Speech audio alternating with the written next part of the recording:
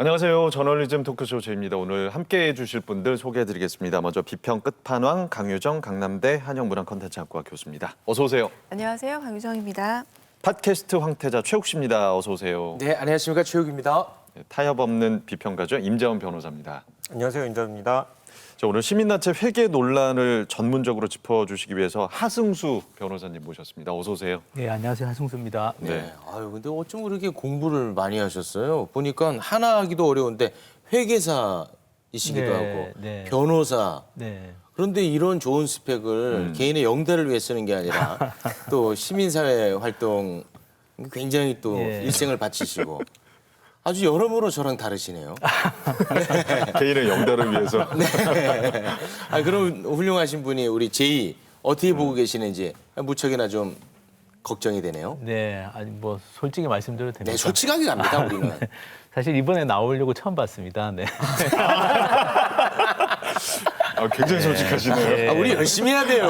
아, 네, 보셨더니. 근데 저널리즘 비평이라고 해서 좀 딱딱할 거라고 생각했는데 좀 되게 좀 깊이도 있고 또 재미도 있고 잘 봤습니다. 아주. 네. 재미는 오직 저 혼자서 하고 있습니다. 예, 오늘 또 더불어서 재미도 좀 부탁드리겠습니다. 자, 그리고 제2의 새 얼굴이죠. KBS 한승현 기자도 함께하겠습니다. 어서 오세요. 안녕하세요. 한승현입니다. 예, 두 번째 출연인데 오늘은 좀 괜찮아요? 예. 네, 저번보다는 조금 긴장이 풀어진 것 같고요. 하 변호사님이 지금 제의를 처음 보셨다고 했는데 제작진으로서 앞으로 좀 더 분발해야겠다는 생각이 들었습니다. 예, 알겠습니다. 자, 지난 6일이죠. 일본군 위안부 피해자 할머니들을 위한 마포쉼터 평화의 우리집 소장 사망 소식이 전해졌습니다. 그런데 이 죽음을 두고 곽상도 미래통합당 의원이 계속해서 의혹을 제기하고 있는 그런 상황인데요. 관련해서 보도들도 계속 이어지고 있습니다. 보도들 보고 계시죠? 예. 그 말이 의혹 제기이지 저는 고인에 대한 모욕이다라고 일단 말씀드리고 싶고요. 그 의혹에도 책임이 있어야 됩니다. 근데 곽상도 현직 국회의원이고 전직 검사입니다. 그렇다고 법의학자는 아니거든요. 사체를 직접 본 것도 아니고 사건에 대해서 전달받는 입장인데 이런 의혹을 좀 무책임하게 부풀리고 있는 게 아닌가. 가령 경찰이 자살 결론을 내놨다. 그래서 부실 조사를 했다라는 식의 의혹이라던가 윤미향 의원 비서가 최초 신고자인데 증거인멸을 위한 접촉이 의심된다거나 윤 의원이 손 소장님에 대한 추모를 올렸다가 삭제한 것도 두고 이 사실관계를 바꿔가면서 계속 배우설, 의혹설을 제기하고 있는데 이런 부분에서 정말 책임질 수 있는 것인가. 의혹만으로도 국회의원의 할 일을 다 하는 것인가. 거꾸로 질문을 던지고 싶습니다. 예. 곽 의원은 11일 기자회견에서 이런 말을 합니다. 경험이나 상식에 비춰볼 때 사망까지 이른다는 것은 받아들일 수 없다. 그런데 누군가의 자살에 관한 그의 경험 중에는 사실 우리가 기억해야 될 게 분명히 있습니다. 2018년 고 노회찬 의원이 세상을 떠났을 때 그는 SNS에 고인의 죽음을 조롱하는 글을 썼던 적이 있었죠. 그리고 1991년 한 대학생의 자살을 놓고 공안검사 집단이 유서대필 조작 사건이라는 희대의 사기극을 벌일 때 그 검사 집단의 일원이기도 했던 사람입니다. 이처럼 엄숙히 추모해야 할 시간에 고인의 죽음을 조롱하고 고인의 주변인에게 상처를 줬던 인물이 또 다른 죽음에 대해서 또다시 문제적인 발언을 했을 때 우리 언론이 그 발언에 대해서 어떤 태도를 취해야 되는가 던져야 될 질문이라고 생각합니다. 예. 네, 그래서 이 곽 의원이 제기한 의혹이 정말 신빙성이 있는 것일까? 그래서 제작진이 표창원 전 의원, 그 경찰 출신이자 범죄 전문가인 표창원 전 의원을 취재를 해서 물어봤는데요. 예. 이 앉은 상태에서 샤워기 줄로 본인의 의지만으로 사망할 수 있냐는 부분에 대해서 이 부검 결과나 수사 결과가 최종적으로 나오지 않은 상태에서 지금으로서는 할 수 없는 얘기다. 그리고 법의학, 법과학적으로도 말도 안 되는 얘기다라고 밝혔고요. 그리고 이 낮은 위치에서 스스로 목숨을 끊은 사례는 훨씬 더 많은데 이 검사 출신인 곽상도 의원이 검사 생활을 제대로 한 것이 맞느냐. 이런 사망 사건 현장을 많이 봤을 곽 의원이 알면서도 이런 문제 제기를 했다는 거는 악의적인 의도가 있는 거 아니냐 이렇게 얘기를 했습니다. 네. 또 이 사망 추정 시각이 불분명하기 때문에 부실 수사 의혹을 제기한 부분도 있는데 이 또한 국과수의 정밀 부검 결과는 2, 3주 정도 걸리기 때문에 지금으로서 곽 의원의 문제 제기는 설득력이 떨어진다 이렇게 표 전 의원이 밝혔습니다. 예. 네. 일단은 그 최소한의 애도 기간도 없는 것 같아가지고 무섭게 느껴지는데 뭐 아까 잠깐 말씀하셨지만 더 처참한 거는 이 언론의 행태입니다. 그 지난주 우리 제2에서 살펴봤었죠. 삼성 이재용 부회장한테는 세상 따뜻하고 세상 관대했던 언론이 이 누군가의 죽음 앞에서 이렇게까지 잔인할 수 있는지 정말 받아들이기가 어려운데요. 예, 문제의 발언을 아무렇지도 않게 예. 제목으로 지금 쓰고 있다는 겁니다. 심각합니다. 예. 뭐 보니까 한경 같은 경우는 앉은 자세에서 극단 선택, 뉴데일리, 자기가 자기 목을 졸랐다. 이 기사 제목은 정말 좀 너무하다 싶을 정도로 기사를 이렇게 뽑았는데 하 변호사님은 어떻게 보셨어요, 이런 기사들? 예. 저도 사실은 그 언론 기사들 보면서 좀 놀란 것은 그래도 최소한의 검증이나 이런 것들이 있어야 되는데 그런 거는 전혀 없고 제가 찾아본 기사 중에서는 오마이뉴스에서 그래도 법의학자 3분, 좀 우리나라 유명한 법의학자 3분의 인터뷰를 통해서 검증을 했던데 뭐 그분들의 말씀은 국립과학수사연구소가 특히 현장에 가서 검증을 했는데 그런 전문가의 말을 믿는 것이 옳지 곽상도 의원이 주장하는 것은 전혀 근거가 없는 얘기라는 그런 내용으로 인터뷰를 하셨더라고요. 네. 그런 식의 좀 검증된 얘기들을 보도를 해야 되는데 그런 검증 없이 그냥 무책임하게 곽상도 의원의 말을 그냥 인용해가지고 보도하는 것은 정말 언론의 정말 수준이랄까 품격을 좀 저는 의심스럽게 하는 그런 보도들이었다고 생각합니다. 예, 뭐 종편도 예외가 없었죠. 예.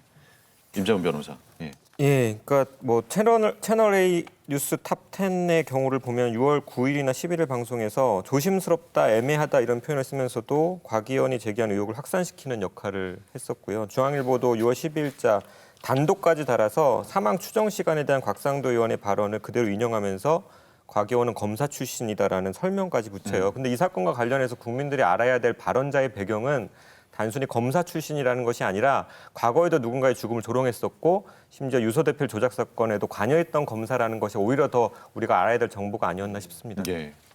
그러니까 소속 정당인 미래통합당조차도 이미 선긋기를 하고 있습니다. 왜냐하면 부검을 비롯해서 과학적 추론 과정이 남아있기 때문인데요. 그런데 언론은 전혀 거리두기를 하고 있지 않습니다. 저는 거의 일부러 그런다고 생각하는데 왜냐하면 의혹 보도인 경우에는 사실이 밝혀지기 전이 훨씬 더 뜨거운 감자처럼 맛있게 먹을 수 있는 뉴스가 되기 때문입니다. 그래서 엉뚱한 주장을 하고 있음에도 불구하고 곽상도 의원의 말을 기계적 균형에 의해서 이 말도 인용해야 된다라는 어떤 그런 좀 비뚤어진 책임감을 보여주고 있는데요.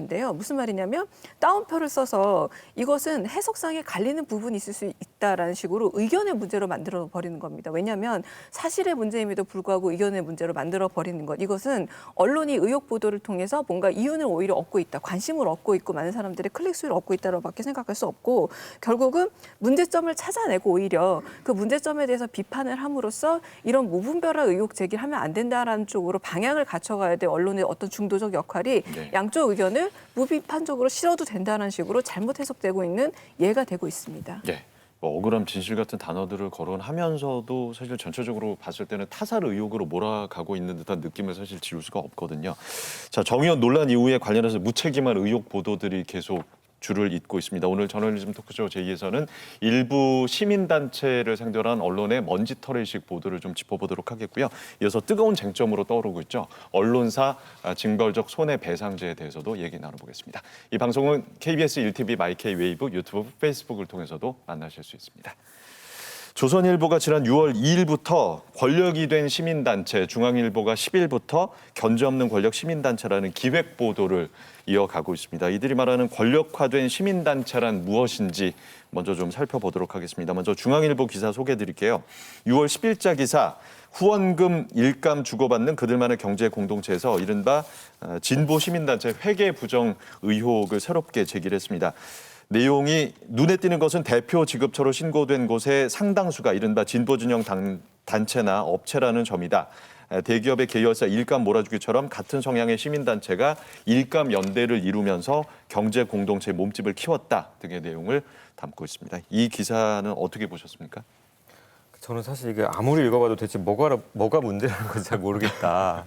그러니까 추측컨대 그런 것 같아요. 그 기획 의도는 분명한 상황에서 그에 부합하는 팩트는 수집되지 않았는데 그냥 제목과 표현으로 대충 얼버무려서 처음에 기획했던 대로 그냥 기사를 만들어낸 그런 사례가 아닐까 싶은데요. 그 요즘에 이제 다른 언론에서도 새로운 소비 트렌드라고 얘기하는 게 가치지향적 소비라는 게 있잖아요. 예. 그러니까 소비자들이 자신이 지향하는 가치를 지닌 제품이나 기업을 상대로 적극적인 소비를 하는 것을 말하는데 세상을 바꾸는 운동을 이제 업으로 하는 단체 입장에서는 그러한 뭐 특별한 의미를 부여하지 않고 그런 소비를 해왔던 거예요. 가령 노동운동을 하는 단체에서 노동 착취를 하는 사업장과 거래할 수는 없잖아요. 환경운동을 하는 입장에서 환경 파괴 사업장의 제품을 구매할 수는 없는 거예요. 그렇죠. 거기에 특별한 의미를 부여하지 않고 그냥 그것이 운동인 것이고 그것이 연대였던 것이죠. 그런데 이번에 중앙일보는 거기에다 대고 일감 몰아주기다, 뭐 진영 편중 거래다 이런 듣도 보도 못한 표현을 썼단 말이죠. 그러니까 이거는 나쁘다 이전에 일단 모른다 같아요. 그러니까 지금 이 땅에서 사회운동을 하는 사람들이 누구이고 그들이 어떤 방식으로 활동을 하고 있는지에 대해서 단 한 번도 진지하게 관심을 가져본 적 없기 때문에 이런 기사가 나올 수 있는 게 아닐까 싶습니다. 무지에서 생긴 일이다. 예. 아, 그렇죠. 그러니까 같이 몰아주기네요. 일감 몰아주기가 아니라. 그러니까 우리는 그냥 연대 활동이라고 얘기해요. 네. 예, 그리고 너무도 당연한 것이고요. 그러한 식으로 거래를 하고 제품을 찾고 하는 것은. 네. 예. 하 변호사님. 네. 사실 저는 그 기사 보고 뭐 너무 화가 났어요. 왜냐하면은 말씀하신 것처럼 뭐 이 민간 영역에서 활동하는 시민사회단체나 민간 뭐 법인들은 비영리 법인들은 그냥 본인들의 가치에 맞는 쪽에 뭐 연대도 하고 지원도 하고 하는 게 너무 당연한 거죠. 그렇죠. 그게 정부가 아니기 때문에 제가 이제 그 기사를 보고 그러면 반대쪽에 한번 있는 곳들 어떤지를 한번 찾아봤습니다. 예. 예를 들면 뭐 조선일보가 관련된 대표적인 재단법인 중에 방일영 문화재단이 있거든요. 방일영 문화재단은 어떻게 지원을 하고 있는지 찾아봤어요. 네. 그랬더니 방일영 문화재단에서 저술 지원 사업을 하고 있는데 올해 상반기에 선정한 17명 지원 대상자들 17명을 조사를 해보니까 그중에 절반 이상인 9명이 조선일보 관련된 계열사 소속된 뭐 언론인들 그리고 뭐 동아일보나 문화일보, JTBC 소위 말하는 뭐 좀 보수로 분류되는 언론 관련된 분들에게 9명을 지원해 줬습니다. 17명 중에 9명, 과반수 네네. 이상이지 않습니까? 반면에 진보 성향 매체라고 할 수 있는 뭐 한겨레, 경향, 오마이뉴스, 프레시안 이런 곳은 한 분도 지원을 안 했더라고요. 방일영 문화재단의 성향이 반영이 된 거겠죠. 저는 이게 민간 영역의 어떤 자율성이라고 생각합니다. 이것까지 다 이렇게 공정성의 잣대로 갖다 대면 그러면 뭐 방일영 문화재단 보고 그죠? 똑같은 논리라면 왜 오마이뉴스, 한겨레, 경향 이런 데 지원하지 않았냐고 추궁해야 되는 거 아니겠습니까? 마찬가지로 그 대표적인 그 보수단체 중에 국민행동본부라고 서정갑 씨가 대표로 있는 단체가 있는데 그 단체가 광고를 냈어요.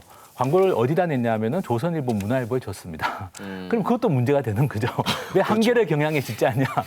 근데 그거는 그분들 입장에서 받아들일 수 있는 이야기가 아닐 거 아니에요. 자기들하고 성향이 다른 매체에다가 광고주라고 할 수는 없지 않습니까? 그러니까 이게 어떻게 보면 시민사회의 자율적 영역인데 이것까지 본인들의 잣대를 가지고 왜 비슷한 성향의 단체에게 이렇게 연대를 하거나 뭐 또 일감을 줬냐 어떤 뭐 주문을 했냐, 현수막 주문을 했냐 이렇게 따지기 시작하면 저는 뭐 시민사회에서는 활동을 못 한다고 저는 생각합니다. 예. 그 변호사님처럼 그 지식인들은 화가 나면 그런 식으로 이렇게 또 파고 들어가는군요. 밝혀내고. 네, 제가 이제 주로 잘하는 게 그런 거기 때문에.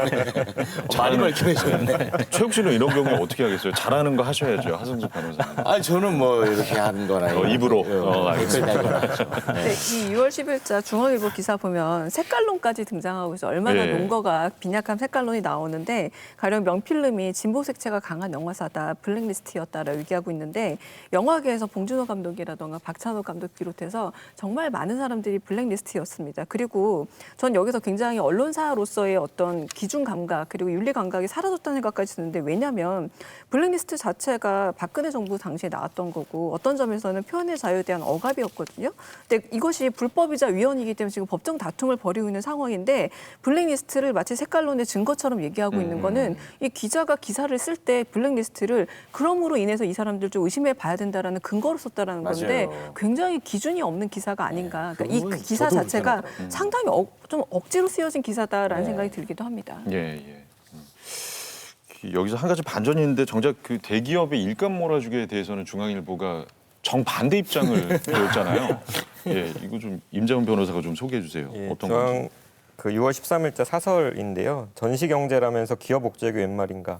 그러니까 기업의 일감 몰아주기 규제를 강화하는 공정거래법 개정안을 두고 기업 옥죄기라고 얘기를 하면서 이런 말을 하죠. 거래 안정화, 효율성 등을 위한 계열사 간 내부 거래를 무조건 사익 편취의 틀로 재단하는 우는 경계해야 한다. 그러니까 진보 진영 내에서 벌어지는 일종의 연대 활동을 사익 편취의 틀로 재단했던 중앙일보가 지금 그것을 경계하고 있죠. 그러니까 이런 말을 사실 굉장히 하고 싶었더라도 조금 시차를 두고 했어야 하지 않았나라는 안타까움도 들더라고요. 예. 그러니까 이 일감 몰아주기라는 용어 자체가 사실은 대기업 그 견제하기 위해서 나온 용어잖아요. 모기업이 자기업에게 일감을 몰아주고 그리고 시혜법인과 수혜법인 사이에 일어나는 일인데 제가 기억나는 바로는 이제 한진그룹 계열사 대한항공이 사이버스카이라고 해서 말하자면 기내 잡지 광고라든가 이런 것까지 주는 것들. 그래서 거기에서 생긴 이익이 얼마냐면 뭐 32억 1,600만 원 정도였다고 합니다. 굉장히 큰 이익을 얻는 좀 어떤 점에서는 나눠먹기식의 구조를 감시하자라는 얘기인데 이 용어를 일부러 시민단체에 쓰고 있는 겁니다. 근데 좀 재밌는 것은 대기업을 옹호하고 싶을 때는 오히려 아주 어려운 회계 용어나 전문적인 용어를 써서 일반 언론 소비자들이 잘 모르게 하거나 아니면 오히려 정서적인 단어를 써서 이럴 때 대기업을 도와주지 않으면 우리 경제 위기를 못 빠져나간다는 식으로 투트랙을 사용하고 있거든요. 그런데 왜 시민단체에게는 이런 식의 아주 작은 규모, 그 몇천만 원 혹은 몇십만 원 정도의 이익조차도 이렇게 몰아주기라는 대기업 용어를 써가지고 굉장히 비리라던가 혹은 불투명성이 있다라고 보여주고 있는데 이건 언론이 일부러 비유적으로 일감 몰아주기라는 대기업에 해당하는 용어를 쓰고 있다라고밖에 보이지 않습니다. 예. 자, 그럼 저도 뭐 진보 진영의 일감 몰아주기를 비판하고 있는 중앙일보 기사에 대해서 짧게 뭐 두 가지만 좀 말씀드리겠습니다. 일단 뭐 일전에 말씀드린 적이 있는데 진중권 씨를 모든 사안에 있어서 그 최종 선고자인 것처럼 그분의 발언을 아직도 활용하고 있다는 거, 요거 짚지 않을 수 없고요. 그리고 기사를 보면 정말 많은 자료를 분석한 것처럼 보입니다. 예. 그런데 이제 팩트가 틀렸다는 해당 단체들의 반박이 있었고요. 그리고 사실관계를 바로잡는 분석 기사도 있었는데 아까 잠깐 말씀을 하셨지만 한 달에 10,000원에서 30만 원 정도 지출한 것을 두고 마치 그냥 엄청나게 큰 일감 몰아주기를 하는 것처럼 부정 느낌 몰아주기를 하고 있는 기사가 아닌가 그런 생각해 봅니다. 부정 느낌 몰아주기. 그러니까 말 그대로 부정적 언어를 남용해서 이미지를 더 씌우는 거예요. 뭔가 부정이 있다. 그래서 좀 살펴보자면 가령 정치 하는 엄마들 같은 경우는 연대와 전진 외라고 해서 뭐 58건이 전부 다 전보 진영에 빠져나간 듯이 얘기하고 있는데 그럼 연대와 전진은 어떻게 했나 좀 들여다봤습니다. 현수막 2개, 포스트 300장 해가지고 3건인데 월 35만 원밖에 안 돼요. 그런데 어마어마한 돈이 지출한 것처럼 얘기했고 결국 이게 진중권 씨가 얘기하는 생계비 때문에 운동권을 떠나는 것을 최소화하기 위한 생존력 비결이라고 말할 정도가 되냐는 거죠. 월 35만 원이 말 그대로 생계 비용이 될 수 있는가라고 좀 의문을 던지고 싶은데 애당초 하나하나 건수를 면밀히 살펴보지 않고 액수를 부풀려서 그리고 건수를 부풀려가지고 어떤 이미지만을 만들기 위해서 만들어낸 게 아닌가라는 생각이 들기도 하고요. 또 한편으로는 비영리단체 회계 규칙상으로 매월 대표 지급처와 지출 총액만 기준하도록 되어 있는데 이런 것을 오히려 악용한 기사다라고까지 볼 수 있습니다. 여기에 대한 중앙일보 입장이 있나요? 네, 그래서 이 국세청 공시에서는 대표 지급처와 이 총액만 적도록 돼 있다는 점을 중앙일보가 몰랐을 리가 없는데 중앙일보가 이 점을 이용해서 시민단체의 부실한 회계 관리가 문제라고 이제 기사를 쓴 거거든요. 그래서 제작진이 그 부분이 궁금해서 그 중앙일보 측에 질의를 했더니 시민단체 회계 공시가 더 투명해져야 한다는 취지에서 그랬다라고 하면서 대표 지급처를 아예 기재하지 않은 곳도 많아서 그런 문제점도 함께 지적했다라고 답변을 보내왔습니다. 답변이 좀 석연치 않네요. 근데. 네. 말도 안 되는 거였는데요. 그 일감 몰아주기라는 단어를 쓰는데 액수가 37만 원 이거는 말이 안 되는 거죠. 그래서 제가 또 한번 중앙일보하고 중앙일보 계열사들의 내부 거래, 특수관계인이라고 부릅니다. 특수관계인 간의 내부 거래를 한번 찾아봤습니다. 지식인들의 목소리 심은 이런 겁니다. 네. 또 파셨군요. 예, 그랬더니 중앙일보하고 중앙일보 계열사 간의 1년의 거래 규모가 200억이 넘는 회사가 두 군데나 있었고요. 100억 넘는 회사들도 있고 몇십억 단위는 뭐 굉장히 많고 그러면 이게 37만 원이 아니라 만배 37억 뭐 또는 뭐 이 만배라고 훨씬 넘는 액수의 큰 규모의 어떤 거래들을 중앙일보와 중앙일보의 일종의 자회사 뭐 이 계열사들이 하고 있는데 이거야말로 진짜 일감 몰아주기인 거죠. 이게 일감 몰아주기의 핵심이지 시민사회 단체들이 뭐 이렇게 좀 평소에 우호적인 관계에 있는 단체에게 37만 원어치 주문을 했다. 이게 일감 몰아주기라는 건 일감 몰아주기라는 단어를 굉장히 온암용하는 거라고 저는 생각합니다. 그 우호적인 기업이라서 거기서 했다기보다는 거기서 편의를 또 많이 봐준대요. 그렇죠. 근데 사실은 저도 시민사회 활동하면서 이번에 이름이 거론된 연두야 전진이라는 그 현수막 업체를 저도 이렇게 이용을 해본 적이 있는데요. 왜냐하면 거기는 굉장히 빨리 일을 처리해 줍니다. 그런 업체가 없어요. 그러니까 시민사회의 특성을 알고 있고 급할 때 이렇게 급한 네. 대로 일을 해주고 그러면 당연히 그리고 그게 뭐 액수가 큰 액수가 아니지 않습니까? 그렇죠. 이건 뭐 어느 업체 주문해도 거의 단가라는 게 정해져 있는 거고. 근데 그게 아니라 이제 정말 문제가 되는 건 정말 이 대기업이나 이런 거대 언론사들이 자기의 어떤 그런 계열사 자회사들을 만들어서 거기에다가 일감을 몰아줘서 네. 그 회사를 키워가지고 그걸로 뭔가 또 다른 사적인 이익을 얻으려고 하는 이런 행태가 문제인 거죠. 네. 네. 그래서 일감 몰아주기라는 단어는 거기에 써야 되는 거지. 예. 이번에 중앙일보가 보도한 이런 사례들의 일감 몰아주기라는 단어를 쓰는 것 자체가 그거는 잘못된 거다. 그거는 정말 중앙일보 저는 기자분들이 물론 이제 뭐 어려움이 있겠지만 정말 기자분들이 자기 회사 감사 보고서 다 공개돼 있습니다. 금융감독원 사이트 가서 한번 보시면 예. 과연 중앙일보가 일감 몰아주기를 하고 있는 건지 시민사회단체가 하고 있는 건지 아마 중앙일보 기자분들도 스스로 다들 판단하실 수 있을 거라고 네, 생각합니다. 오늘 하루만큼이라도 예. 저희는 중앙일보 비판 몰아주기 하겠습니다. 네. 이런 재치는 아무리 공부해도 안 되죠. 네, 네. 중앙일보 직원들이 그 회계 감사 내용을 보지 않으니까 이렇게 하성수 변호사께서 또 파고 계시지 않습니까? 근데 다 공개된 자료인데 좀 안타깝습니다. 아니 예. 저는 근데 좀 개인적으로 걱정이 되는 게 그렇게 파고 판다는 걸 언론사에서 알 거 아니에요. 네, 뭐 제가 다 공개적으로 하는 거니까요. 예, 뭐 네. 신변의 위협 같은 건 없습니까? 아니 뭐 그런 건 없습니다. 근데 이게 뭐 어떻게 보면은 이런 뭐 이렇게 서로 비판이나 견제 감시 같은 것들이 예. 저는 항상 필요하다고 생각하고요. 저는 그래서 언론이 시민사회 단체를 뭐 비판하거나 감시하는 건 좋다고 생각합니다. 다만 그게 팩트에 근거해야 되고 균형을 잡아야 되는데 아까 임자원 변호사님 말씀하신 것처럼 제가 보기에는 기획을 했는데 아무리 파도 나오는 게 없었던 거죠. 그러다 보니까 억지 끼워 맞추기식으로 저는 기사를 쓴 게 아닌가라는 저는 좀 추측을 해보고요. 사실은 그렇게 기사를 작성하는 건 굉장히 잘못된 거다. 만약에 기획을 했더라도 팩트를 확인해 보니까 특별하게 문제될 게 없다면 그 기획을 접는 게 그렇죠. 언론다운 태도라고 생각합니다. 네. 자, 그래서 제2에서 중앙일보가 회계를 검증한 단체 중 한 곳이죠. 전태일 재단의 이야기를 직접 들어봤습니다.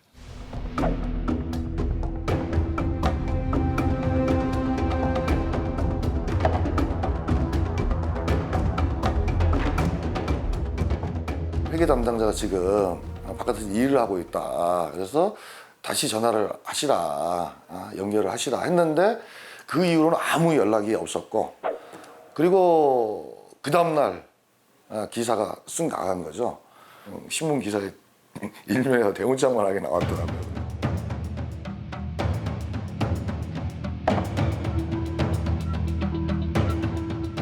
전태일 50주기를 맞이해서 극장용 애니메이션 영화로 제작하자. 그 명필름하고 저희 전태일 재단이 같이 협약을 맺고 진행하는 사업이고요.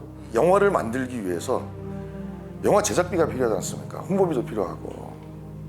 이거를 범국민 모금 운동을 통해서 한번 만들어보자. 우리가 명필름에다 지원할 돈이 어디 있습니까? 모금한 거를 제작비로 보낸 건데.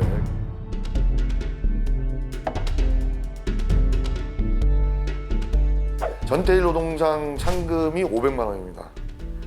그래서 줬는데 더 모아가지고 보태가지고 또 딴 데다가 지원을 했다는 거더라고요. 근데 홈택스 기준에 맞춰서 신고를 그렇게 한 거예요. 홈택스가 일일이 나열해달라 그랬으면은 저희들 나열하죠, 이거.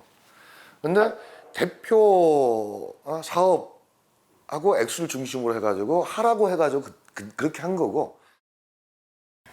예, 부산제철 노조 얘기는 좀 해봐야 될 것 같은데요. 예, 이례적인 일이었잖아요. 예, 그 노조 파업이. 저는 사실 이번 중앙일보 기사가 이래저래 참 망신스러운 기사인데도 이런 부산지하철 노조 사례를 언급한 것은 고마운 면도 있다. 왜냐하면 이거는 정말 두고두고 회자돼야 될 미담이거든요. 그 노조가 통상임금 소송으로 추가 수익을 얻을 수 있는 것을 포기를 하고 신규 채용을 요구한 겁니다.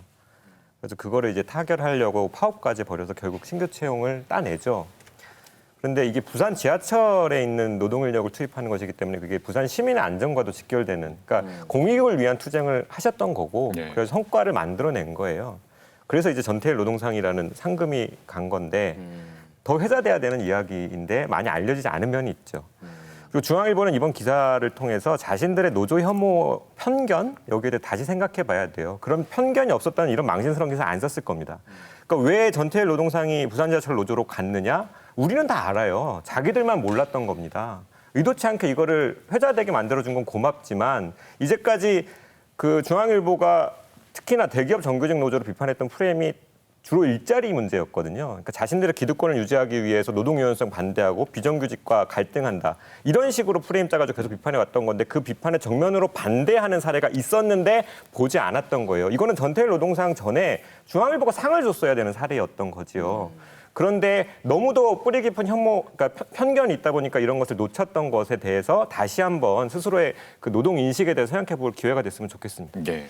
이 명필름 사례는 중앙일보에서 굉장히 반성해야 되는 부분입니다. 왜냐하면 검색어에 명필름과 그리고 전태일만 같이 검색어에 넣어보면 2018년부터 19년까지 명필름이 애니메이션 테일을 만들기 위해서 크라우디 펀딩한 것도 나오고요. 그리고 여기서 지금 전태일 재단이 명필름에 건넨 이유도 단 하나입니다. 뭐냐면 그 영화 제작비를 보태기 위해서입니다. 마찬가지로 이제 모금을 해서 건넨 건데 이렇게 검색만 해도 알 수 있는 사실 확인이 가능함에도 불구하고 블랙리스트에 오른 좌파이기 때문에 전태일 재단과 서로 일종의 진영 편중 거래를 했다라고 얘기하는 거는 두 가지입니다. 하나는 취재 부실이거나 두 번째는 나쁘게 말해서 일부러 취재 사실을 덮고 의혹을 부풀리기 위해서 이런 부분에 어떤 검색만 해도 나오는 사실을 덮었다는 겁니다. 이 둘 다 굉장히 무능하거나 비윤리적인 일이기 때문에 이 기사에 대한 윤리성과 그리고 사실성 문제에 대해서 분명히 파고 들어갈 부분이 생기는 겁니다. 예. 야, 이거 그러면 결국 연대를 일감 몰아주기로 그리고 미담을 부당 거래로 이렇게 그냥 교묘하게 프레임을 바꿔버린 거 아니겠습니까? 야, 이게 참 놀라운 일이네요. 이거 어떻게 봐야 됩니까, 지금? 네. 예. 그래서 이 중앙일보가 분명히 그 부산 지하철 노조가 전태일 노동상을 수상을 한다라는 점을 몰랐을 것 같지는 않거든요. 왜냐하면 매년 전태일 노동상을 수상을 하는 것이고 명필름과 이 애니메이션 영화를 제작한다는 점도 아마 아까 강 교수님께서도 말씀하셨지만 이 부분을 몰랐을 리가 없는데 일감 몰아주기라는 어떤 프레임에 끼워 맞추기 위해서 이런 부분을 배제하고 기사를 쓴 게 아닌가 이런 생각이 들고요. 제가 이제 취재를 하면서 얘기를 들어봤더니 전태일 재단 활동가들도 이 중앙일보의 재벌에 비유해서 일감 몰아주기라는 표현을 쓴 거에 대해서 박장대소를 했다고 합니다. 네, 그러면서 한편으로는 중앙일보에 고맙다라는 얘기도 했거든요. 왜냐하면 이 중앙일보 기사가 나간 이후에 전태일 재단의 후원 회원이 7명이 더 늘었다고 합니다. 네. 그래서 이 저널리즘 토크쇼 저희 방송이 나가면 또 후원 회원이 늘지 않을까 기대를 한다는 말씀도 하셨습니다. 7명보다 덜 늘면 우리는 뭐가 됩니까? 네, 부담스럽네. 제가 몇 명이 더 느는지 한번 체크를 해보겠습니다. 네. 그래서 그 전태일 재단 측의 반론에 대해서 중앙일보의 입장을 물어봤는데요. 보니까 이 중앙일보가 전태일 재단 측에 취재를 한 게 6월 9일 오후 5시쯤이었습니다. 그러니까 퇴근 시간을 얼마 남지 않은 그런 시점에서 이제 취재 전화를 했는데 당시에 이제 그 회계 담당자 아까 영상에서 보셨듯이 회계 담당자가 없으니까 나중에 연락하자라고 했는데 그 다음 날 지면에 바로 이 기사가 떡하니 나온 거거든요. 그러니까 반론권을 주지 않고 이렇게 기사를 낸 것에 대해서 저희가 이제 중앙일보 입장을 물어봤더니 기사 마감 일정상 더 이상 해명을 기다릴 수 없었다라고 답변을 했습니다. 그러니까 충분한 반론권을 싣지 않았다는 점을 인정을 한 것이죠. 또 전태일 노동상을 수상한 부산 지하철 노조의 이제 상금 500만 원을 진보 진영으로 재유입으로 볼 수 있느냐라는 질문에는 이유가 정당한가를 문제 삼은 게 아니라 단순히 우호 진영 내로 자본이 유입됐다는 의미라고 답변을 했습니다. 이게 무슨 얘기예요? 결국 이제 느낌으로 우리는 이게 하나만한 대답 아닙니까? 느낌으로 우리는 공격하겠다는 거예요. 느낌으로. 그리고 또 마지막으로 재벌의 일감 몰아주기와 비교한 것에 대해서는 재단 측이 부당이익을 취했다는 의미가 아니라 진영 내 자본순환 관행에 대한 진중권 씨의 표현을 인용한 것이라고 답을 했습니다. 그러니까 저는 이 부분 있잖아요. 이유가 정당한가를 문제 삼은 게 아니라 단순히 유입됐다라는 의미다. 이 저한테 어떻게 들리냐면 굉장히 솔직한 얘기인 것 같아요. 딱히 문제가 있어서 비판한 게 아니라 비판하기로 했으니까 비판한 거다. 까기로 맘먹었으니 깠을 뿐이다라는 말처럼 들리는 거예요. 굉장히 실제로 부끄러운 그렇게 자기 고백이죠. 예. 네. 자, 현재 우리나라의 공익법인 즉 비영리 법인이 만여 개가 넘는다고 좀 알려져 있습니다. 중앙일보가 취재한 단체들은 어떤 곳인지 좀 궁금해지는데 대표성을 띈다고 볼 수 있을까요? 어떻습니까? 예. 2019년 기준으로 네. 우리나라에 이쪽에 등록된 비영리 법인이 한 1,800개 좀 넘는데요.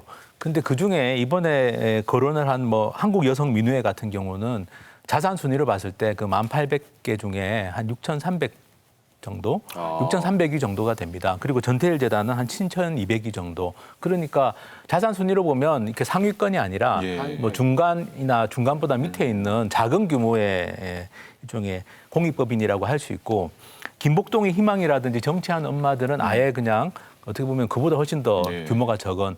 그러니까 사실은 만약에 비영리 법인이나 이런 공익법인들의 회계 문제나 이런 것들을 한번 검증하겠다면 사실은 훨씬 더 규모가 큰 법인들이 많습니다. 그리고 지금 현재 만들어져 있는 이런 공시제도라든지 뭐 지정기부금 단체들이 보고하게 만들어 놓은 제도들이 왜 생겼냐 하면 큰 어떤 재벌들이 만든 공익법인들 때문에 원래 이 제도가 생긴 거거든요. 재벌들의 공익법인이 편법 중에 뭐 경영권 승계, 편법 세습의 수단으로 활용된다는 비판들이 있으면서 예. 공익법인에 대한 규제가 강화가 됐던 겁니다. 그리고 그런 과정에서 자연스럽게 기부금을 받는 일반 시민단체나 다른 작은 규모의 비영리 법인들도 점점 더 투명하게 만들어보자, 이렇게 제도가 바뀌어왔는 건데, 그래서 지금 이번에 이 기사가 정말 만약에 공익법인들의 실태를 검증해 보겠다는 거였으면 정말 규모가 큰 그렇죠. 그런 법인이나 단체들을 대상으로 하는 게 맞았지 않았을까 싶고, 또 기사의 마지막에 보면 뭐 국고보조금이 증가했다 이런 이야기들이 나옵니다. 이 문재인 정부 이후에. 근데 사실은 이번에 기사에서 거론된 그 단체나 법인들 중에 국고보조금을 받지 않는 단체들도 있었거든요. 예. 예, 뭐 정치하는 엄마들이라든지 전태일 재단은 국고보조금을 안 받는 단체인데 마치 이런 단체들도 국고보조금을 받고 있는 것처럼 또 독자들이 자칫 잘못하면 오해할 수 있도록 이렇게 기사를 작성했다는 점에서도 저는 여러 가지 면에서 좀 부적절한 기사였다고 생각합니다. 그러니까 그 기사를 자세히 보면은 계속 이 단체들의 기부금 문제, 회계 문제에 대해서 이제 언급을 하다가 마지막에 그 말씀하신 것처럼 국고보조금 얘기가 나오거든요. 그러니까 이걸 보고 마치 이 단체들이 국고보조금 사용에 대해서도 문제가 있구나라고 인식하게끔 기사의 편집을 그렇게 해놨더라고요. 자칫 잘못하면 오해하는 게 아니라 무조건 오해하겠는데요. 오해를 할 수밖에 없겠네요. 제가 진짜. 점잖게 표현해서 그리고 그 일부 언론들을 보면 시민단체에서 일하는 사람들은 가난하거나 또는 적은 돈을 받고 일을 해야 된다, 이런 인식들을 갖고 있는 것 같아요. 굉장히 강하죠. 네, 예. 그런 인식이 고스란히 드러난 매우 이상한 기사가 있었습니다. 예, 어디 문화일보 기사입니까? 기사인데요. 정의연 연봉 경실련보다 800만 원 많아라는 기사인데, 뭐 간단하게 얘기하면 정의연에서 일하는 사람들의 평균 연봉은 3,100여만 원, 경실련은 2,300여만 원. 그래서 뭐 어땠다는 건지 잘 모르겠습니다. 네. 뭐 어떻게 하라는 거예요, 이거? 그러니까 이 경실련에 있는 분들이 좀 위축이 되겠는데요. 아, 경실련에서 정의원으로 이직하라는 의미입니까? 좀 답답한 기사네요. 제가 이 기사를 쓴 기자 입장이라면 제목 옆에 내용 없음 이렇게 달았을 것 같아요. 제목만 보라는 거죠. 왜냐하면 본문만 보면 이게 얼마나 부끄러운 기사인지가 바로 드러나잖아요. 그러니까 이 본문에 나오는 정의원 활동가 평균 연봉이 3,100만 원인데 그게 작년 항공 직장인 평균 연봉보다 적고, 그다음에 어느 언론이 이제 미러링 한다고 밝힌 문화일보 기자들보다도 훨씬 적은 액수예요. 그러니까 이렇게 취재해 놓고도 정의원 활동가들이 고액 연봉이라는 취지의 기사를 내고 싶으니까 그냥 이렇게 밀어붙인 건데, 저는 이참에 시민단체 활동가들의 열악한 삶에 대해서 관심을 좀 가져줬으면 좋겠다. 문화일보는 하지 않을 것 같고 다른 언론이라도. 왜냐하면 지금 경실련, 정의연, 참여연대 이런 단체가 언급이 되는데 이분들도 사실 제가 생각할 때 결코 높은 연봉을 받는 분들이 아니고 더 많은 활동비를 받아야 하지만 이조차 받지 못하는, 하지만 우리 사회에 굉장히 중요한 운동을 하시는 활동가들이 많거든요. 그분들이 저는 우리 사회가 올바른 방향으로 나아가는 데서 굉장히 큰 동력이라고 생각하는데 그분들의 삶은 사실 굉장히 좀 불안정하고 불편한 경우가 많아서 거기에 대한 관심이 좀 갔으면 좋겠습니다. 예. 그 중앙일보는 좀 더 세련된 기사를 썼어요. 어떻게 썼냐면 미국에 있는 어떤 기관이죠. 이제 미국의 한 위안부 단체 CWJC라는 단체인데 모범 사례로 소개를 하고 있거든요. 근데 여기서는 그 기부금의 10분의 1로 줄자 대표를 포함해서 3명의 임원진이 보수도 안 받고 무급으로 자원봉사를 했다. 그리고 수입이 2,700만 원인데도 회계비 150만 원을 썼다라고 하면서 이 단체를 얘기하고 있는데 사실상 2015년에 설립된 이 단체는 2017년 9월 샌프란시스코에 위안부 피해자 기념일 건립을 주도한 것으로 거의 처음 두각을 나타냈고 모집 규모도 별로 안 되고 한편으로는 여기에 이제 들어가게 된 어떤 모금도 그렇게 크지 않은 단체 중에 하나입니다. 예. 문제 뭐냐면 정의연 같은 경우는 30년이 넘은 단체이기도 하고 그러면 진보 단체는 이슬만 먹고 무급으로 살아야 되는가? 이게 마치 절대적인 윤리선인 것처럼 제공하는데 사람은 말 그대로 먹고 살 정도는 돼야 되는 겁니다. 네. 어떤 활동을 하더라도. 그런데 무조건 시민단체는 돈과 관련된 부정했다. 그리고 이거는 굉장히 부패한 것이다라는 이미지를 만들기 위해서 어떤 사례 하나, 특별한 사례, 고유한 사례 하나를 가지고 일반화시키는 것은 예. 세련돼 보이지만 굉장히 폭력적인 논리 전개라고 말할 수 있는 겁니다. 예. 자, 언론들이 시민단체들의 회계 투명성을 계속해서 강조하는 보도들을 내고 있는데 사실 진정성이 의심되는 이유가 또 한 가지가 있어요. 미래통합당 지성호 의원이 대표를 역임했던 곳이죠. 북한 인권단체 나우의 부실 회계 문제를 한 언론이 지난 5일 보도를 했고요. 12일에는 6.15 공동선언 실천 남측위원회가 지 의원을 기부금 품법 위반으로 함께 고발한다고 밝혔습니다. 그런데 중앙일보를 비롯해서 이 사안을 보도한 언론을 찾기가 꽤 힘들었습니다. 예, 이 거의 중앙일보 없다고 이거 봐도 돼요. 왜 취재 안 하냐는 그러니까요. 거예요. 아니 그동안에 어떤 얘기를 해왔습니까? 국회의원, 정치인 같은 경우에는 더 철저하고 엄격하게 검증을 해야 된다. 그런 얘기 해오지 않았습니까? 지성호 국회의원입니다. 이거 왜 취재 안 하냐는 거죠. 이건 좀 속상하네요, 진짜. 중앙조선의 이번에 기획기사를 보면 곳곳에서 정권 비판과 엮는 지점들이 보입니다. 이렇게 기사에서 거론하는 단체들도 그 자연스럽게 정보의 관련성이 이제 연상되는 단체들을 집어서 거론하고 있다는 생각이 들어서 결국은 처음부터 시민단체 회계 문제는 관심이 없었구나. 정부를 비판하기 위한 소재로 쓰고 있구나라는 생각이 드는데 그런 생각을 하게 되는 또 다른 이유가 2017년 JTBC 한겨레가 주도적으로 보도를 했던 걸로 기억하고 2018년에는 MBC에서 보도를 했었는데 극우 보수 단체들을 삼성과 정경련이 지원했다라는 내용이 폭로된 적이 있어요. 네, 그렇죠. 심지어 그 세월호 유족들 앞에서 폭식 투쟁을 벌였던 극우 단체에도 삼성 돈이 들어갔다라는 굉장히 놀라운 사실이 알려졌는데 당시 조선중앙이 거기에 대해서 별 관심을 갖지 않았거든요. 네. 그러니까 시민단체 회계 투명성이라는 문제도 굉장히 정파적으로 접근하고 있다는 거죠. 예, 예. 그러니까 예를 들어서 언론이 국회의원들의 회계 문제를 다루는데 여당만 검증하고 야당은 검증하지 않는다. 이건 말이 안 되지 않습니까? 네. 그런데 시민단체 회계 문제를 검증하는데 진보 성향의 단체들만 검증하고 보수 성향의 단체들은 검증하지 않는다. 그건 저는 언론으로서는 완전히 균형을 잃었다고 생각하는데요. 이번에 중앙일보 보도를 보더라도 그 국세청에 공시하는 자료 중에 대표 지급처를 안 적었다라고 해서 우리 결의 하나 되기라는 단체 문제를 삼았습니다. 근데 저도 한번 궁금해서 보수단체 중에서는 그러면 다 이걸 다 적었는지를 한번 또 찾아봤더니 팝니다. 또 팝니다. 그랬더니 야, 대단하십니다. 자유기업원이라고 다들 많이 들어보셨을 예, 겁니다. 자유기업원. 대표적인 우파 단체 중에 하나죠. 자유기업원도 대표 지급처를 안 적었더라고요.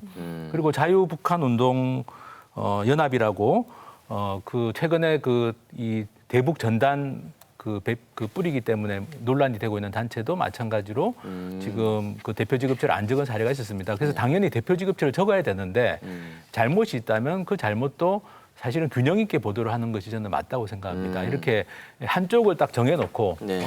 이 일종의 정파적인 논리로 접근하는 것은 언론으로서는 저는 좀 피해야 될 일이 아닌가 싶습니다. 네.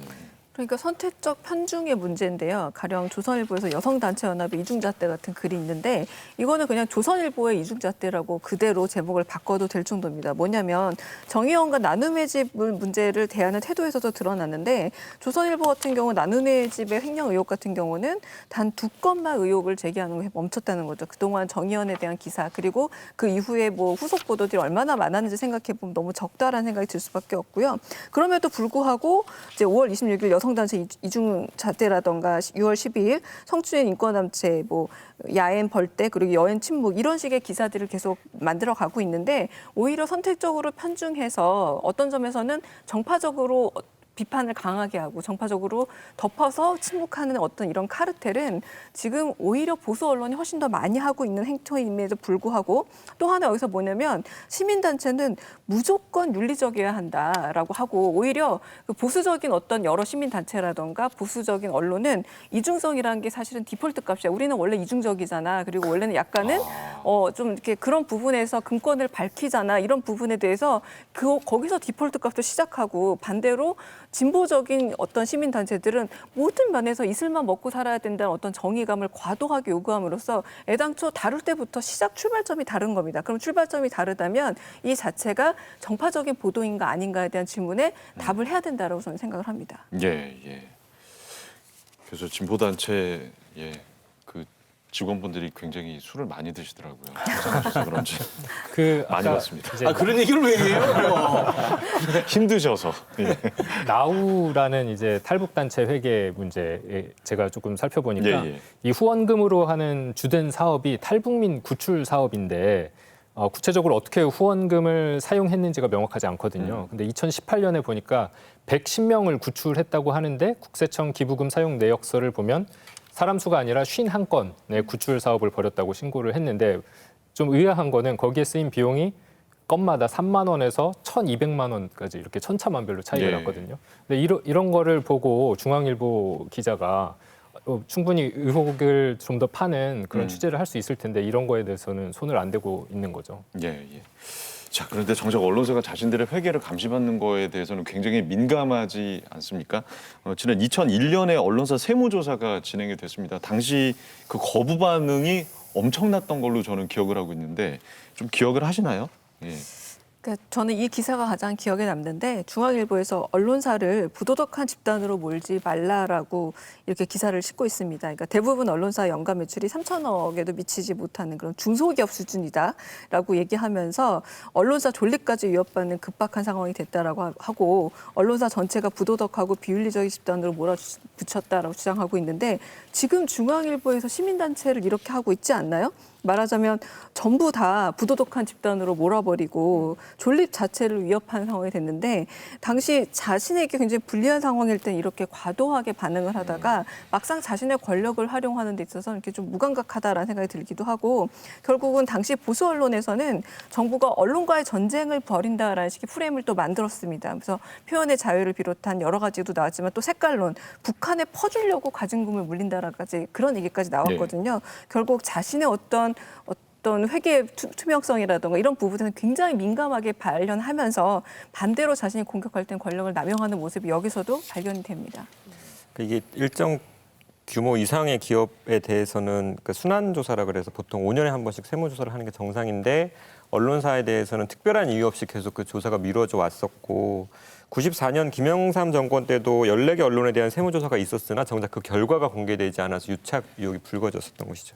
그래서 2001년에 세무조사는 하지 않았던 언론 탄압을 한 게 아니라 이제까지 해왔던 유착 관계를 끊는다는 의미가 있었고 정부와 언론의 관계를 재정립한다는 의미가 있었는데 저도 그때 기억이 나는 게 정말 어딜 감히 이런 느낌이었어요. 네. 언론 입장에서 감히 여기가 어디라고 조사를 해? 이런 식으로 나와서 굉장히 황당했던 기억이 있죠. 예. 하 변호사님. 예, 그 뭐 3천억도 안 되는데 왜 그러느냐라고 이야기를 했는데 사실 이번에 이 시민단체 회계 투명성 이 조선일보, 중앙일보 이렇게 막 문제 제기한 단체들은 뭐 3억도 안 되는 규모의 단체들이 많은 거죠. 그리고 사실 언론사들이 3천억이라고 그 당시 이야기를 했지만 그 이후에 종편도 승인을 받고 하면서 굉장히 규모가 커지고 있습니다. 그런데 정작 그 언론사들은 제대로 된 정부기관의 감시나 통제도 받지 않고 있는 게 현실이고요. 이번에 이 문제가 논란이 되면서 제가 공정거래위원회 정보공개 청구를 한번 해봤습니다. 2001년 그 당시에 세무조사나 공정거래위원회 조사가 조선일보, 중앙일보, 동아일보에 대해서 이루어졌는데 2001년 이후에 공정거래위원회가 뭐 일감 몰아주기라든지 계열사 부당 지원 같은 문제로 조사를 한 사실이 있느냐. 조선일보, 중앙일보, 동아일보에 대해서 제가 정보공개 청구를 했는데 받은 자료는 2001년이 마지막이었던 걸로 나왔습니다. 그럼 20년 가까이 공정거래위원회가 이렇게 계속 이렇게 종편 승인되고 어떻게 보면 거대 언론사들의 몸집이 계속 커지고 있는데 공정거래위원회는 전혀 조사를 하지 않았다라는 거죠. 그러니까 이런 것만 보더라도 굉장히 어떻게 보면 감시와 비판의 사각지대에 있다라고 생각이 들고 저는 좀 용기 있는 언론인들이 이런 자기 문제일 수도 있지만 이런 거대 언론사들의 내부 문제에 대해서도 저는 좀 감시의 눈을 좀 이렇게 감시의 눈길을 줬으면 좋겠다는 생각을 가져봅니다. 그 지난해 이제 한국언론진흥재단이 낸 자료를 보면은 정부 광고 집행 1위 매체는 신문이었고요. 그 9개 중앙 일간지에 지급된 정부 광고료는 524억 원이었습니다. 이 중 동아일보가 가장 많았는데요. 87억 원 정도. 그리고 중앙일보가 76억 원, 조선일보가 70억, 한겨레 56억 순이었습니다. 근데 앞서 조선일보와 중앙일보가 이제 정부 국고 보조금을 받는 시민단체들의 회계 투명성을 지적하고 있는데 똑같이 본인들한테도 해당되는 일이라는 거를 알아야 될 것 같습니다. 공정거래위가 언론사를 잘 감시하지 못하고 있으니까 또 이런 기자분들도 취재를 또 안 하고 그러시니까 우리 또 변호사님이 이런 부분 면밀히 지금 들여다보고 계신다면서요? 네, 공정거래위원회가 조사를 하지 않은 지 너무 오래됐고 네. 그래서 제가 일단 조선일보 계열사들의 일감 몰아주기 실태를 한번 조사를 하고 있습니다. 네. 하고 그런 걸 있더니 취미 삼아 하시는 거예요? 그럼 어떤 의도로 하시는 거죠? 일단은 이번 계기로 저는 네. 좀 대한민국 전체의 회계 투명성이 좀 높아졌으면 좋겠다. 그러니까 저는 이걸 좀 발전적으로 우리가 좀 이어갈 필요가 있다고 생각하고요. 훌륭하시네요. 그래서 일단 뭐 우리나라의 1등 신문임을 자임하고 있는 조선일보, TV조선의 어떤 일감 몰아주기 실태를 좀 조사를 하던 과정에서 네. 상당히 좀 저도 몰랐던 놀라운 사실을 알게 됐습니다. 뭐 어떤 네. 사실입니까? 그 TV조선이 이 하이그라운드라는 회사에 대규모 일감을 몰아주고 있는 걸 발견을 했고요. 2018년에 109억, 그리고 2019년에 191억을 몰아줬습니다. 근데 이 하이그라운드라는 회사는 대부분의 매출이 이 TV조선하고의 관계에서 발생하고 있고 네. 다른 매출은 거의 없는 상태.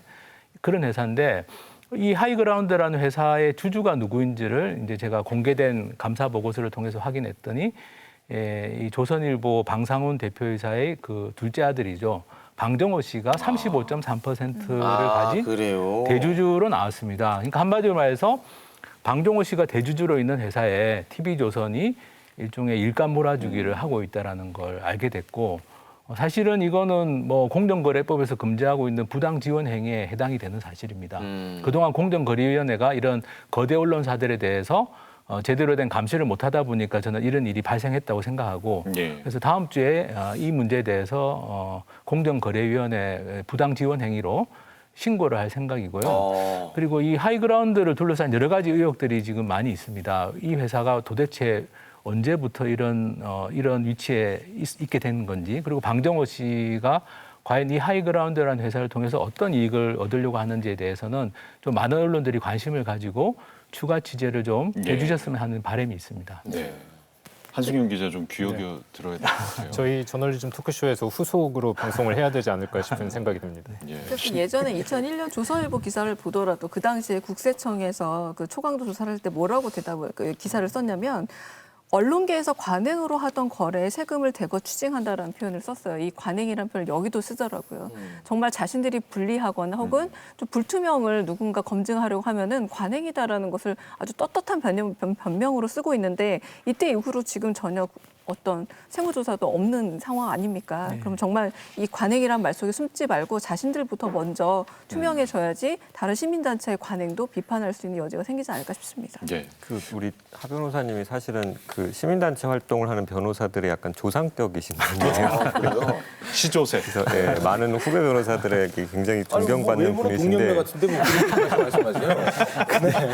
오늘 이렇게 쭉 지금 기획하고 계신 거 말씀하신 얘기 들어보니까 진짜 난 아직 너무 멀었구나 하는 생각이 좀 드네요. 야, 좋은 자극 받으시네. 아니 그래서 하 변호사님이 공정위에 신고하시겠다고 하니까 다들 그냥 걱정에 탄식을 예, 잘하실 수 있겠죠? 네. 어쨌든 뭐 이번이 저는 좋은 계기가 됐으면 좋겠습니다. 예, 정말 모두가 다 좀 투명해질 수 있는 좋은 계기가 됐으면 좋겠고 어떤 정파적인 의도로 투명성이라는 걸 하나의 어떤 뭐랄까 수단으로 해가지고 정파적인 의도를 관철시키기보다는 정말 다 같이 좀 투명해질 수 있는 그리고 정말 이런 어떤 부정이나 비리 같은 것들이 없는 어떤 그런 국가를 만드는데 그런 방향으로 저희가 좀 다 같이 갔으면 좋겠습니다. 자, 정의원 회계 의혹으로 시작된 최근 논란에서 조선일보와 중앙일보가 내린 결론이 갑자기 좀 궁금해졌습니다. 두 신문의 최근 보도를 좀 모아봤어요. 좌파 시민단체가 관변단체가 돼서 권력과 한몸이 됐고 관직 진출의 통로로 활용하면서 회전문 공생을 하고 있다라는 결론에까지 이르게 됩니다. 어떻게 보십니까? 그 조선일보가 6월 8일자 보도한 내용이 있는데요. 제목은 이렇습니다. 친여단체의 남북 교류 백두대간 등정, 제주 투어에도 뭉칫돈 지원이라는 기사인데요. 먼저 여기에 등장하는 단체 중에 하나가 한국 YWCA인데 조선일보는 친여단체라는 이제 딱지를 붙였는데 YWCA 쪽에 확인을 해보니까 친여단체가 아니라 종교법인이다. 그러니까 기독교 단체라는 점을 분명히 했고요. 조선일보식으로 표현하면 친여단체가 아니라 친예수단체라고 할 수 있겠습니다. 그래서 기사를 보면 이 보조금 4,800만 원으로 200여 명이 5성급 리조트에 숙박하면서 태백산을 등정했다라고 했는데 이 해당 리조트를 운영하는 강원랜드 측에 확인을 해봤더니 호텔은 성급이 있는 게 맞지만 리조트는 성급이 없다. 그러니까 5성급 리조트라는 말은 없는 단어인 거고요. 그래요? 네, 그렇습니다. 그리고 그렇네요. 듣고 보니. 네, 예. 우리가 처음 듣는 말입니다. 그러게요. 5성급 리조트. 네. 그리고 숙박비도 그러니까 이 기사에서는 마치 이제 호화스러운 그 숙박을 했을 걸로 이제 느끼게끔 하는데 숙박비도 따져봤더니 단체 평일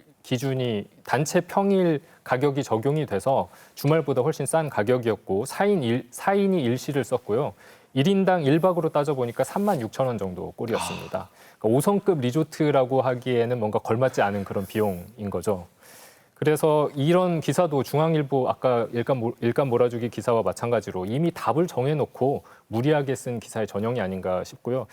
또 여기에서 중요하게 봐야 될 부분은 YWCA는 탈원전 관련 활동을 하고 있는데 이 활동은 2011년에 후쿠시마 원전 사고 이후에 2012년부터 계속 해오고 있던 지속적인 활동인데 이 조선일보에서는 마치 정부의 탈원전 정책에 보조를 맞추는 그런 활동을 하고 있다라는 식으로 표현을 했거든요. 그러니까 맞지 않는 거죠. 네. 이미지를 만들어내기 위해서 5성급 리조트라는 말을 만들어내는 걸까요? 그러게요. 그렇진 없는 않겠죠. 단어를.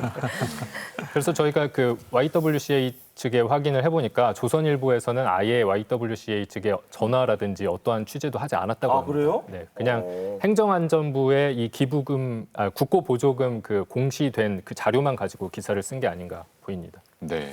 그러니까 이 시민단체 정계 제출 관련해서는 많은 이야기들이 예전부터 사실 있었는데요. 그 사회운동이라는 게 결국 세상을 바꾸기 위한 행동이잖아요. 세상을 바꾸기 위한 가장 확실한 방법 중에 하나가 이제 법을 바꾸는 거고. 그래서 많은 사회운동이 상당 부분이 이제 입법운동으로 귀결되는 경우들이 많거든요. 네. 그래서 법을 바꾸기 위해서 연구를 하고 투쟁을 하고 여러 가지 활동을 했던 사람이 내가 직접 가겠다. 내가 직접 현실 정치에 뛰어들어가겠다라고 판단하는 것은 오랜 경험과 지식을 갖춘 활동가가 취할 수 있는 하나의 방향이라고 생각해요. 저는 어쩌면 그게 오히려 자연스러운 느낌도 들거든요. 다만 이제 어떤 기회에 어떤 자리로 가는지를 고민해야 되는 것이죠. 그런데 우리나라 언론을 보면은 기업 경영을 오래 하던 사람들이 어떤 성취를 해서 정치에 들어가는 거에 대해서는 아무런 비판이 없는데요. 오히려 사회운동을 하는 사람들이 정치에 가는 것에 대해서 굉장히 비판적이에요. 어느 게 더 정치라는 의미에 부합하는 것인지는 다시 한번 생각해 볼 필요가 있습니다. 정치권으로 가려고 뭔가 좀 지금 꽃을 까는 거 아니에요? 왠지 이런 반응이 나요. 야, 뭔가 좀 딱 수순인데.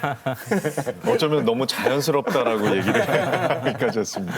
근데 저는 이 조선일보 특히 청와대 참모 9명, 장관 3명, 여의원 19명, 권력자가 된 시민단체라는 이 제목부터 좀 문제시 삼고 싶습니다. 왜냐하면 시민단체라는 게 말 그대로 좀 다양한 이익과 권익을 주장하기도 하고 각기 다양한 그런 시민들이 모여서 선택적으로 결합체가 되는 건데 국회의원이 말 그대로 국민의 의견을 대신해서 전달하고 그리고 입법화하는 대의민주주의의 일종의 기관이잖아요. 그러니까 국민의 식물원군이기도 합니다. 그런데 국회의원 여러 명을 그냥 권력자라고 그냥 이퀄을 달아버렸어요. 이거 자체가 저는 조선일보가 국회의원이라는 것 자체가 국민의 대기관이 아니라 권력자로 보고 있구나를 노출하고 있는 제목이라고 생각을 합니다. 권력자인가요? 국회의원이? 정말로 그런가라고 묻고 싶고 국회의원이 국민위에 군림하는 권력자로서 인정하기 때문에 이런 말이 나왔다라고 생각이 들고 또 한편으로 조선일보의 소금맛 잃은 시민인 단체라는 이 글에서 보자면 시민단체가 입김이 커져서 부동산 보유세율 강화, 제대로 된 공수처 설치, 친노동 반기업 정책을 지켜나가고 있다라고 딴지를 걸고 있는데 이거는 원래 이 정부의 정책 방향 아닌가라고 거꾸로 묻고 싶습니다. 그리고 시민단체가 이런 얘기를 하는 게 뭐가 문제인가요? 부동산 보유세를 강화하고 제대로 된 공수처 설치를 하자는 게 시민단체 주장이 잘못됐으면 이 문제에 대해서 이의를 제기할 수 있지만 이 자체가 정책에 반영됐다라는 걸 문제시 삼는 것은 굉장히 비논리적이라고 얘기를 좀 하고 싶고 이게 왜 그러냐라고 좀 들여다보면은 사실 한국의 기득권이라는 거는 현재 정권이나 정부라고 하기가 좀 어렵습니다. 오히려 지금 여러 어떤 시민단체가 요구하고 있는 거라든가 현재 정부가 정책 방향으로 삼고 있는 것들이 기득권에 대해서 좀 기득권을 좀 빼버리자 내지는 기득권의 수위를 낮추자로 가다 보니 감시 대상 중에 하나인 보수 언론이 이에 대해서 스스로 방어하기 위해서 여러 프레임들을 짜고 시민단체와 어떤 점에서 정부를 권력자에다 놓고서 그 권력자의 권력 남용 프레임으로 가고 있는 것이 아닌가라는 생각이 들고 있고요. 물론 시민단체 내부에서도 이런 어떤 정계 진출에 대한 여러 논의가 많긴 합니다만 보수 언론이 언제 시민단체에 이런 이야기들을 귀 기울였던가 이 문제도 한번 짚고 넘어가야 되지 않을까 싶습니다. 네. 근데 이러한 분위기는 뭐 지금만의 문제는 아니지 않습니까? 그렇죠. 아주 예전부터 노무현 정부 때도 뭐 참여 정부가 아니라 참여 연대 정부다 뭐 이렇게 이제 비아냥거리기도 했었고 뭐 DJ 정부 때도 뭐 그런 기조가 계속해서 이어져 오는 것 같은데 계속 이런 식으로 뭔가 이제 프레임을 짜가는 거 아닌가 그런 생각이 좀 드네요. 시민단체 또 활동해 오셨는데 어떻게 좀 생각하세요? 저는 뭐 권력 하는데 사실은 뭐 시민단체보다 훨씬 큰 권력이 저는 언론 권력이라고 생각합니다. 제가 이번에 TV조선의 이 뭐 계열사 부당 지원이죠. 일종의 방정호 씨가 대주주로 있는 회사에 부당 지원하는 이 문제를 좀 문제 제기를 하려고 하니까 주변에서 저를 많이 걱정하시더라고요. 네. 국회의원을 감시하는 활동을 할 때보다 훨씬 더 걱정을 하십니다. 왜냐하면 그만큼 우리나라의 언론 권력이 크다는 거죠. 뭐 국회의원 몇 사람보다 사실은 거대 언론이 가진 힘이라는 게 더 크고 더 큰 문제는 이제 정치인들은 어쨌든 선거를 통해서 교체라도 가능하지만 이 언론 권력은 교체되지 않는 권력입니다. 그리고 세습이 되고 있죠. 2세, 3세로 세습이 되고 있습니다. 저는 어떻게 보면은 거대 언론이 시민단체가 권력화됐다고 비판하기 이전에 본인들이 가지고 있는 권력 그리고 그 권력이 어떻게 남용되고 있는지 이런 잘못된 어떤 정파적인 보도를 통해서 권력 남용이 되고 있고 어떤 많은 피해를 낳고 있는지에 대해서 언론들이 스스로가 가진 권력을 성찰해야 되지 않는가 생각합니다. 네. 예. 자, 하승수 변호사님 오늘 저희와 함께 하셨는데 어떠셨어요? 뭐 좋은 시간이었습니다. 이렇게 좀 허심탄회하게 우리나라 언론, 저널리즘의 문제에 대해서 얘기를 나눌 수 있었다는 점에서 아주 좋은 시간이었습니다.